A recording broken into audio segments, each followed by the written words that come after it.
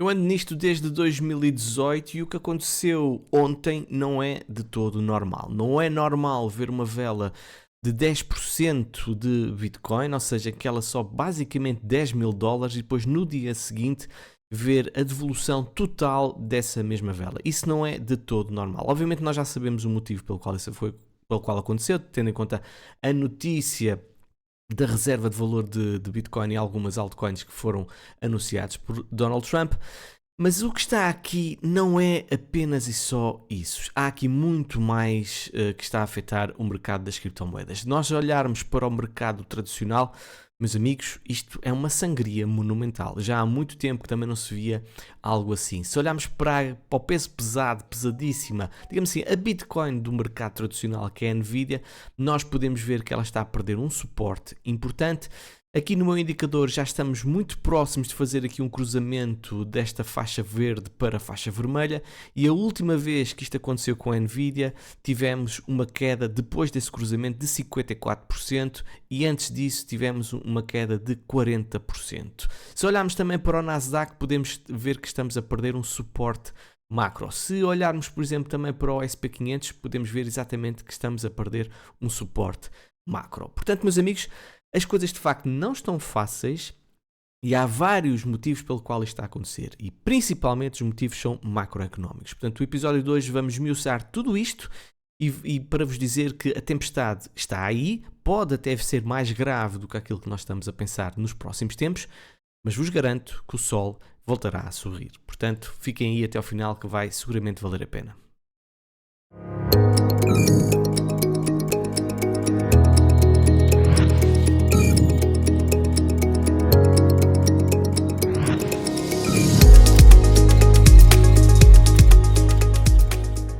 Caros amigos, sejam bem-vindos ao canal. O meu nome é Alex Crypto e aqui trago-vos as principais notícias do mercado das criptomoedas, conjugadas com dados macroeconómicos, dados on-chain e também análise gráfica para perceberes tudo. E eu acho que isto é mesmo importante, porque não basta só olharmos para posts de fé que isto vai subir ou vai descer e tudo mais. Eu acho que nós temos mesmo que entender o que é que está a afetar os mercados para tomarmos as melhores decisões. Portanto, se gostares daquilo que vais ouvir, pelo menos se reconheceres o trabalho que aqui é feito, carrega no gosto, subscreve o canal, ativa as notificações, já sabes a linga do costume, mas efetivamente faz toda a diferença. Portanto, pessoal, não se esqueçam de fazer a vossa parte que eu faço a minha, está bem?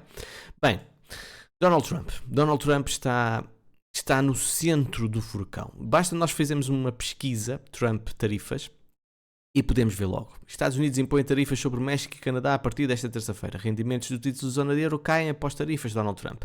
Guerra de comércio dos Estados Unidos, guerras comerciais entram em erupção. Donald Trump anuncia tarifas sobre importações agrícolas. Tarifas dos Estados Unidos sobre Canadá e México devem então começar esta terça-feira. As dores das tarifas do Trump torna-se real para empresas chinesas. Warren Buffett critica tarifas de Donald Trump e alerta para a inflação. Portanto, está neste momento um grande rebuliço no mercado, tudo relacionado com estas tarifas que Donald Trump tem vindo a colocar e que não estão a ser logo todas de uma vez. As coisas têm surgido aos pouquinhos e quando parece que isto vai diminuir, depois a seguir carrega com novas tarifas, depois o discurso às vezes não bate certo logo com as ações. Portanto, há aqui muita volatilidade que está a surgir e reações. China neste momento está também a anunciar retaliação nesta guerra comercial das tarifas com os Estados Unidos e podemos ver, por exemplo, no Canadá, reações como esta. If they want to try to annihilate Ontario, I will do everything, including cut off their energy, with a smile on my face. So, and I'm encouraging every other province to do the same.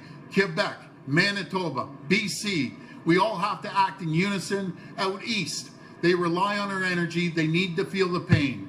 They want to come at us hard. We're going to come back twice as hard. Portanto, já estamos a ver aqui ameaças de cortar energia aos Estados Unidos por parte do Canadá. Portanto, as coisas estão muito tensas nos mercados e evidentemente nós estamos a sentir isso nos nossos portfólios. Um breve momento para falarmos sobre o patrocinador deste episódio, é NordVPN, mais uma vez aqui presente, porque traz-te proteção acrescida, ou seja, tu consegues navegar na internet com total privacidade. Tens uma garantia de reembolso de 30 dias Isto tem um custo reduzido, são cerca de 3 euros por mês, com o link que está na descrição deste episódio. Podes utilizar em 10 dispositivos numa única conta. Tens acesso também a um gestor de palavras-chave que eu utilizo regularmente. Eu não era capaz de ver sem isto. Depois tens o NordLocker também, que tens 1 terabyte também de dados que tu podes colocar de uma forma segura. Proteção anti-malware e tudo mais, um IP dedicado-se assim também, entenderes? Portanto, a NordVPN continua a liderar o mercado ao nível de proteção de navegação na internet. Portanto, se estás interessado, tens o link na descrição deste episódio ou uma janelinha que te vai aparecer na parte final do vídeo. Avançando. Mas o que também está a causar, principalmente no mercado das criptomoedas, eu estou a sentir isso muito. Eu leio, obviamente, os comentários que são postos na minha comunidade pública, na minha comunidade privada, e também tem links de acesso na descrição do episódio se assim quiserem entrar. Vejo muita irritação com Donald Trump e muito sentimento de manipulação do mercado com aquilo que está a acontecer. Foi a situação da Memcoin, foi agora esta notícia que aconteceu no domingo. Portanto, há um padrão neste momento aqui que está a surgir, em que leva as pessoas a deduzir que a máscara está a cair relativamente a Donald Trump e que ele não está tão preocupado com a indústria assim, mas provavelmente com interesses, até interesses diretos com os seus mais próximos. Por exemplo, não é normal, depois de nós termos visto esta mesma carteira posicionar-se com 6 milhões de dólares, entrar a alavancagem de 50 vezes para fazer longo no mercado no domingo e o mercado ter subido com aquelas notícias, e agora ter feito exatamente a mesma coisa, mas a shortar o mercado mesmo antes das tarifas, de novas tarifas serem anunciadas. Tal como aqui está dito, é uma temporada de crimes, é uma crime season, e isto de facto está a irritar muita gente, certo? Agora, uma das pessoas que neste momento também está a ficar mais irritada, e o que também é curioso, que estamos a falar de Peter Schiff, e é a segunda vez que eu vou concordar com ele, e repara bem o que é que ele diz. Donald Trump, primeiro presidente de cripto, acabou de ajudar a realizar o maior crypto rug pull de todos os tempos. Uma investigação do Congresso agora é necessária para descobrir o seguinte sobre este esquema de pump and dump. Quem foi o autor das suas postagens domingo à tarde na conta Truth Social do presidente? Quem sabia sobre a primeira postagem com antecedência e quando foi informado pela primeira vez sobre o texto da postagem e o momento da sua publicação? Quanto dinheiro aqueles com aviso prévio gastaram comprando XRP, ADA, Sol, BTC e Ethereum e venderam o momento exato dessas vendas e os lucros que foram recebidos? Também precisamos de todos os e-mails ou mensagens de texto que envolvam qualquer membro da equipa do presidente, sua família, amigos, doadores de campanha ou funcionários da Truth Social que estejam relacionados a qualquer uma das postagens do Truth Social de domingo. Portanto, isto poderá levar, obviamente, a muita lavagem de roupa suja. Evidentemente que o Donald Trump está muito bem protegido nesta fase, porque domina praticamente tudo, mas que há mesmo uma irritação, até de pessoas que são anti-cripto, que estão a postar isto no X. Portanto, nós podemos constatar exatamente isso. E então, por isto e por outras razões, que vamos falar também daqui a bocado, o medo está muito elevado, está relacionado, constatamos esse medo no mercado tradicional, constatamos esse medo no mercado das criptomoedas. As coisas de facto não estão fáceis. E podemos ver, através dos nossos parceiros da Macro Micro, que também vocês podem aceder no link da descrição deste episódio, que a incerteza, o índice de incerteza económico, da política económica, dos Estados Unidos, tem vindo a subir claramente nos últimos tempos. E isto é de facto preocupante, toda esta incerteza. Se nós olharmos também para o Trade Policy Uncertainty Index, ao nível mensal, estamos em valores mais altos que não aconteciam desde 1960. Portanto, há muita incerteza no mercado, e se há algo que os mercados detestam é imprevisibilidade, é incerteza e não saberem com aquilo que podem contar nos próximos tempos. E o mercado está a ressacar exatamente por causa disso, por toda esta incerteza. Por favor, não encarem isto como algo político ou tudo mais. Estou apenas a constatar factos. Kamala ou Donald Trump, sinceramente, não me diz respeito comentar sobre as suas políticas macroeconómicas, certo? Agora, estou apenas e só a constatar factos, que eu sei que há pessoal que é muito sensível com estas coisas. Agora, porquê é que isto está a acontecer? Porquê é que, neste momento, Donald Trump e a sua equipa estão a ter claramente uma postura contrária a um crescimento económico direto? E nós podemos constatar exatamente isso por esta simples razão.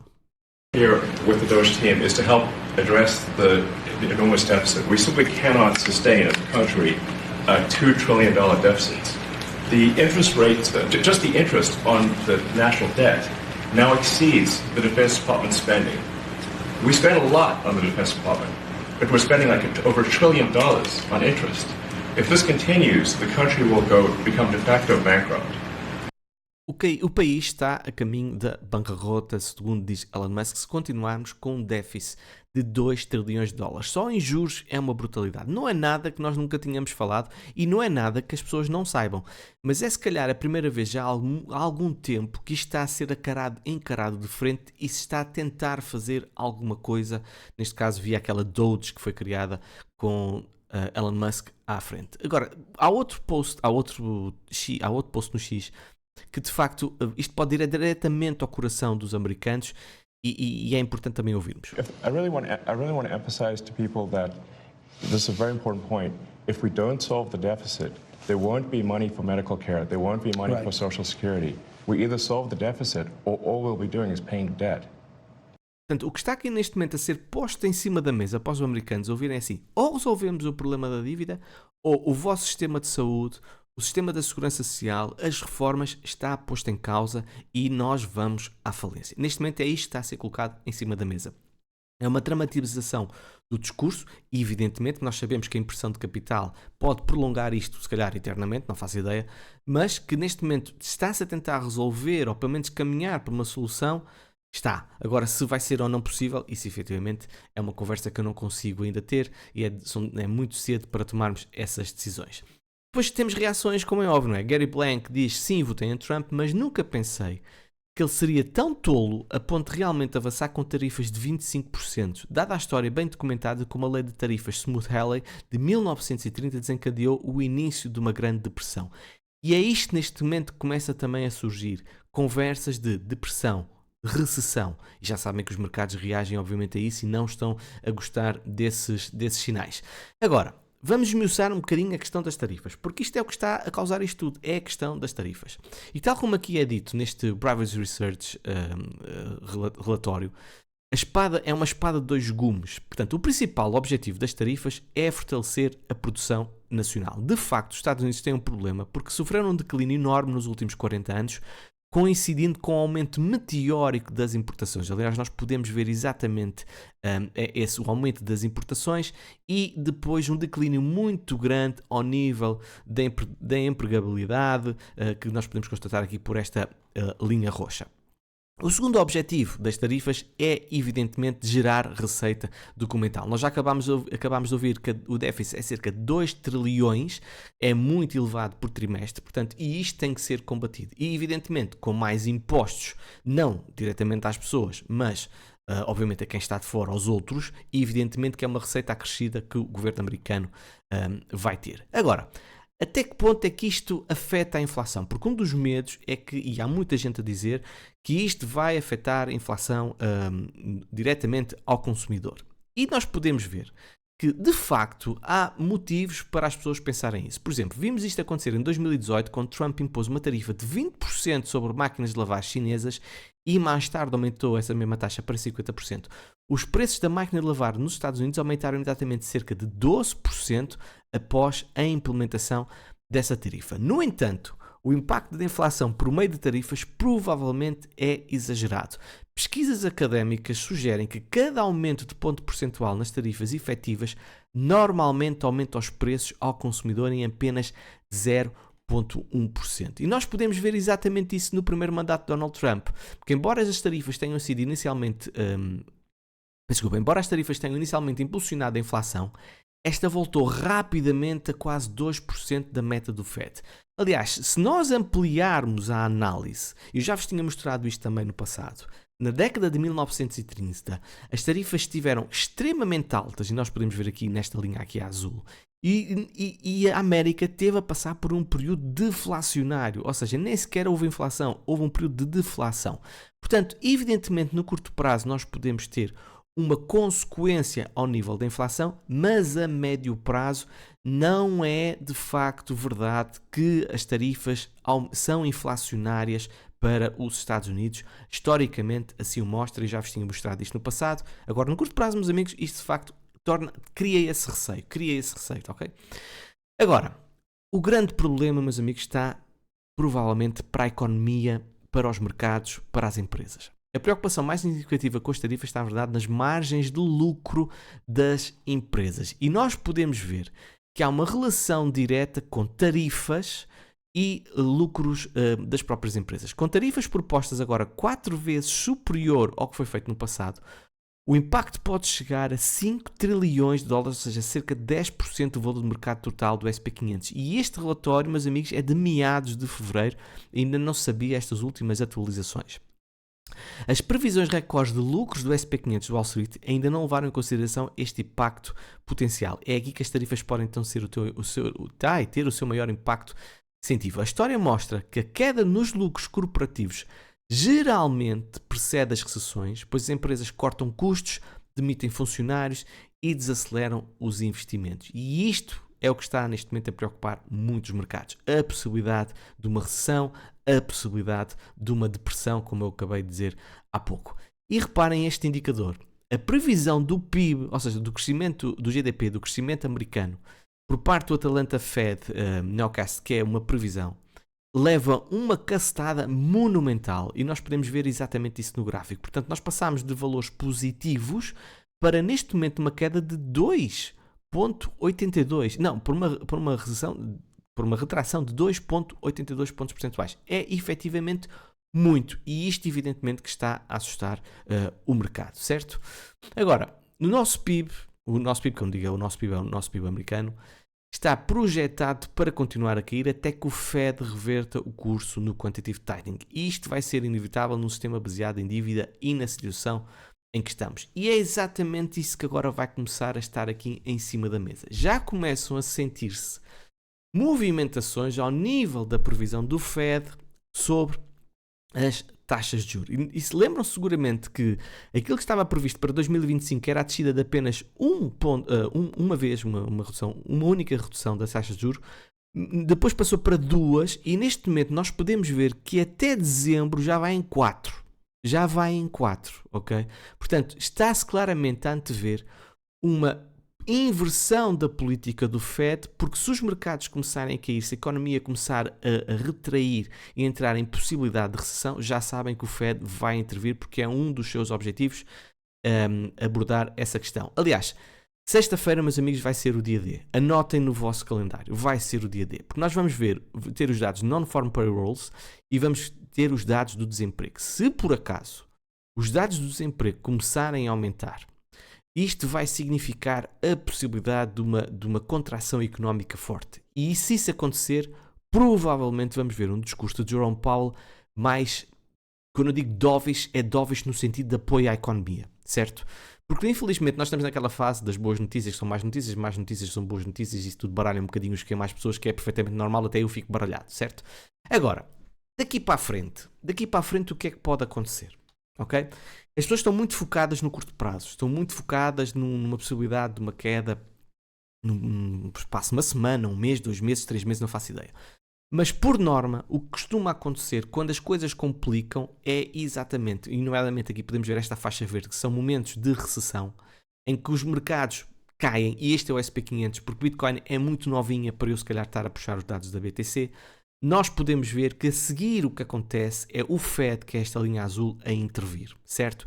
E quando nós temos esse movimento, por norma, logo a seguir há uma injeção de liquidez no mercado e leva a uma subida dos mercados. Reparem bem como é que está o balanço do Fed. O balanço do Fed, neste momento, começa a dar sinais mesmo de querer inverter esta tendência. Deixa eu passar aqui uma linha aqui de resistência. Nós podemos ver que até temos um breakout pela primeira vez. Já não acontecia desde novembro de 2021. Evidentemente que há um desfazamento entre o que aconteceu ao nível do SP500 e a liquidez do mercado. E nós podemos ver que aconteceu exatamente a mesma coisa antes da situação do crash do Covid. Em 2019 nós tivemos de facto um desfazamento muito grande entre o déficit, a venda de balanço do Fed e o SP500 a subir, até que depois houve uma aproximação destes dados. Ou seja, nós entramos numa ligeira recessão, uma retração forte por parte dos mercados. O Fed disse, alto e para o baile, que nós temos que apoiar isto.